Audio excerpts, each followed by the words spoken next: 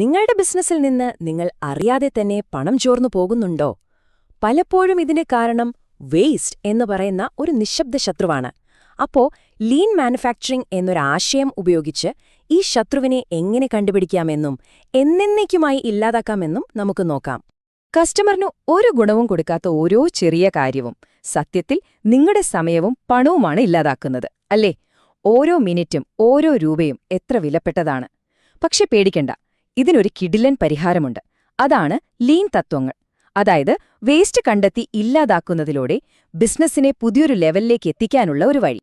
ഈ ഒരു പോരാട്ടത്തിൽ നമ്മുടെ പ്രധാന ആശയം മുദ എന്നൊരു ജാപ്പനീസ് വാക്കാണ്. ഇത് ടൊയോട്ടയുടെ വിജയത്തിന് പിന്നിലെ പ്രധാനിയായ തായ്ചി ഓനോയുടെ ഒരു സംഭാവനയാണ്. വളരെ സിമ്പിളായി പറഞ്ഞാൽ, കസ്റ്റമർ പണം തരാൻ തയ്യാറാവാത്ത എന്തിനേയും നമുക്ക് മുദ അല്ലെങ്കിൽ വേസ്റ്റ് എന്ന് വിളിക്കാം. അപ്പോ ഈ വിഷയത്തിലേക്ക് കുറച്ചുകൂടി ആഴത്തിലിറങ്ങിച്ചെല്ലാൻ നമ്മൾ ഈയൊരു ഓർഡറിലാണ് പോകുന്നത്. ആദ്യം മുതവെന്താണെന്ന് നമ്മൾ മനസ്സിലാക്കും, പിന്നെ ആ 7 പ്രധാന വേസ്റ്റുകൾ ഏതൊക്കെയാണെന്ന് പഠിക്കും, അവസാനം ഇവയൊക്കെ എങ്ങനെ നമ്മുടെ ജോലിസ്ഥലത്ത് കണ്ടെത്താം, ഒഴിവാക്കാം എന്നൊക്കെ ചർച്ച ചെയ്യും. ലീൻ തത്വങ്ങളുടെ ഏറ്റവും പ്രധാനപ്പെട്ട കാര്യം എന്താണെന്ന് വെച്ചാൽ ഈ 7 തരം വേസ്റ്റുകളെ തിരിച്ചറിയുക എന്നതാണ്.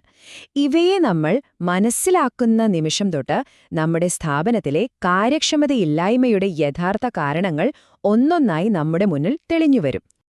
ഈ 7 വേസ്റ്റുകളും ഓർത്തിരിക്കാൻ ഒരു എളുപ്പവഴിയുണ്ട്, ഒരു കോഡ് വേർഡ്. അതാണ് ടിം വുഡ്. ഇത് വെറുമൊരു വാക്കല്ല കേട്ടോ, നിങ്ങളുടെ ബിസിനസ്സിലെ വേസ്റ്റ് കണ്ടുപിടിക്കാനുള്ള ഒരു ചെക്ക് ലിസ്റ്റ് ആണെന്ന് വേണമെങ്കിൽ പറയാം. T ഫോർ ട്രാൻസ്പോർട്ടേഷൻ മുതൽ D ഫോർ ഡിഫെക്ട്സ് വരെ ഓരോന്നും എന്താണെന്ന് നമുക്ക് വിശദമായിട്ട് തന്നെ നോക്കാം. ശരി, അപ്പൊ നമുക്ക് ഓരോ വേസ്റ്റും യഥാർത്ഥത്തിൽ എങ്ങനെയാണ് നമ്മുടെ ബിസിനസ്സിനെ ബാധിക്കുന്നതെന്ന് ചില ഉദാഹരണങ്ങളൊക്കെ വെച്ച് ഒന്ന് മനസ്സിലാക്കാം. ലിസ്റ്റിൽ ആദ്യത്തേത് ഓവർ പ്രൊഡക്ഷൻ. ഇതിനെയാണ് ഏറ്റവും അപകടകാരിയായ വേസ്റ്റ് എന്ന് പറയുന്നത്. എന്തുകൊണ്ടാണോ? കാരണം ഇത് മറ്റെല്ലാ വേസ്റ്റുകൾക്കും തുടക്കമിടുന്നു. നമ്മൾ കൂടുതലുണ്ടാക്കുമ്പോൾ അത് സൂക്ഷിക്കാൻ കൂടുതൽ സ്ഥലം വേണം, കൊണ്ടുപോകാൻ കൂടുതൽ ട്രാൻസ്പോർട്ടേഷൻ വേണം, സാധനങ്ങൾ കേടുവരാനുള്ള സാധ്യതയും കൂടും. ഇതൊരു ചെയിൻ റിയാക്ഷൻ പോലെയാണ്. ഒന്നാലോചിച്ച് നോക്കി, ഒരു കസ്റ്റമർ 600 യൂണിറ്റ് ഓർഡർ ചെയ്തു, പക്ഷെ നിങ്ങൾ 1000 എണ്ണം ഉണ്ടാക്കി. ആ ബാക്കി വന്ന 400 യൂണിറ്റുകൾ നിങ്ങളുടെ പണവും സ്ഥലവും സമയവുമാണ് അവിടെ വെറുതെ കെട്ടിക്കിടക്കുന്നത്. രണ്ടാമത്തെ വേസ്റ്റ് കാത്തിരിപ്പാണ്. ഒരു മെഷീനു വേണ്ടിയോ സാധനങ്ങൾക്കു വേണ്ടിയോ അല്ലെങ്കിൽ ഒരു അപ്രൂവലിനു വേണ്ടിയൊക്കെ വെറുതെ ഇരിക്കേണ്ടി വരുന്ന ഓരോ നിമിഷവും നഷ്ടമാണ്. ഈ സമയം എന്ന് പറയുന്നത് പണം കത്തിപ്പോകുന്നത് പോലെയാണ്, ഒരിക്കലും തിരികെ കിട്ടില്ല. ഒരു മെഷീൻ റിപ്പയർ ചെയ്യാൻ വേണ്ടി തൊഴിലാളികൾ വെറുതെ നിൽക്കുന്നത്, അല്ലെങ്കിൽ അടുത്ത സ്റ്റെപ്പിലേക്ക് വേണ്ട റോ മെറ്റീരിയൽസ് വരാൻ വേണ്ടി കാത്തിരിക്കുന്നത്, ഇതൊക്കെ ഇതിന് നല്ല ഉദാഹരണങ്ങളാണ്. ഒരു കാര്യം നമ്മൾ മനസ്സിലാക്കണം, ഒരു സാധനം ഒരിടത്ത് നിന്ന് മറ്റൊരിടത്തേക്ക് മാറ്റുന്നതുകൊണ്ട് കസ്റ്റമറിന് പ്രത്യേകിച്ചൊരു മൂല്യവും കിട്ടുന്നില്ല. എന്നാൽ ഓരോ തവണ സാധനങ്ങൾ നീക്കുമ്പോഴും നമ്മുടെ ചെലവ് കൂടുകയാണ്, ഡാമേജ് വരാനുള്ള സാധ്യതയും കൂടുന്നു. നല്ല കാര്യക്ഷമമായ ഒരു ലേഔട്ടില് എല്ലാ പ്രോസസ്സുകളും ഒരു ഒഴുക്കുപോലെ അടുത്തടുത്തായിരിക്കും. പക്ഷെ ഒരു മോശം ലേഔട്ടിലോ അസംസ്കൃത വസ്തുക്കൾ അങ്ങോട്ടും ഇങ്ങോട്ടും കൊണ്ടുപോകാൻ തന്നെ നമ്മുടെ വിലപ്പെട്ട സമയം ഒരുപാട് നഷ്ടപ്പെടും. നാലാമത്തേതാണ് ഓവർ പ്രോസസ്സിംഗ്.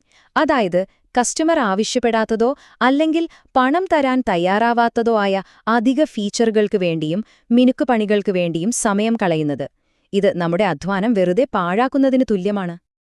ആരും ഉപയോഗിക്കാൻ പോകുന്നില്ലാത്തൊരു ഫീച്ചർ ഉണ്ടാക്കാൻ വേണ്ടി ഒരു സോഫ്റ്റ്വെയർ ഡെവലപ്പർ ആഴ്ചകളോളം കഷ്ടപ്പെടുന്നത് ഒന്ന് ചിന്തിച്ചു നോക്കൂ. അതാണ് ഓവർ പ്രോസസ്സിംഗ്. അഞ്ചാമത്തേത് ഇൻവെന്ററി. കുറച്ച് സ്റ്റോക്കൊക്കെ ആവശ്യമാണ്, സമ്മതിച്ചു. പക്ഷെ അമിതമായ സ്റ്റോക്ക് ഒരു ബാധ്യതയാണ്. ഇതൊരു മഞ്ഞുമല പോലെയാണ്. നമ്മൾ മുകളിൽ കാണുന്നതിനേക്കാൾ എത്രയോ വലിയ പ്രശ്നങ്ങളാണ്, അതായത് പ്രൊഡക്ഷനിലെ കാലതാമസം അല്ലെങ്കിൽ ക്വാളിറ്റി പ്രശ്നങ്ങളൊക്കെ ഇതിന്റെ അടിയിൽ ഒളിഞ്ഞിരിക്കുന്നത്. ഈ അമിതമായ ഇൻവെന്ററി കാരണം നമ്മുടെ പണം അവിടെ കെട്ടിക്കിടക്കുകയാണ്. സത്യത്തിൽ ആ പണം പുതിയ മെഷീനുകൾ വാങ്ങാനോ മാർക്കറ്റിംഗിനോ അല്ലെങ്കിൽ ജീവനക്കാരുടെ ട്രെയിനിങ്ങിനോ ഒക്കെ ഉപയോഗിക്കാമായിരുന്നു. അതുമാത്രമല്ല, പ്രൊഡക്ഷൻ ലൈനിലെ യഥാർത്ഥ പ്രശ്നങ്ങൾ എന്താണെന്ന് കാണുന്നതിൽ നിന്നും ഇത് നമ്മളെ തടയുകയും ചെയ്യും. ആറാമത്തെ വേസ്റ്റ് മോഷൻ. ശ്രദ്ധിക്കണം, ഇത് ട്രാൻസ്പോർട്ടേഷൻ അല്ല. ട്രാൻസ്പോർട്ടേഷൻ എന്ന് പറഞ്ഞാൽ സാധനങ്ങളുടെ നീക്കമാണ്, അല്ലേ? എന്നാൽ മോഷൻ എന്ന് പറയുന്നത് ആളുകളുടെ അനാവശ്യമായ ചലനങ്ങളെക്കുറിച്ചാണ്. വെറുതെ നടക്കുക, കുനിയുക, സാധനങ്ങൾ പരതി നടക്കുക, ഇതൊക്കെ ഇതിൽപ്പെടും. ഒരു ടൂൾ എടുക്കാൻ വേണ്ടി ഒരു ജീവനക്കാരൻ വർക്ക്ഷോപ്പിന്റെ ഒരറ്റം മുതൽ മറ്റേ അറ്റം വരെ നടക്കുന്നതൊന്ന് സങ്കൽപ്പിച്ചു നോക്കൂ. ദിവസം പലതവണ ഇത് ആവർത്തിച്ചാലോ എത്രമാത്രം സമയവും എനർജിയുമാണ് അവിടെ നഷ്ടപ്പെടുന്നത്.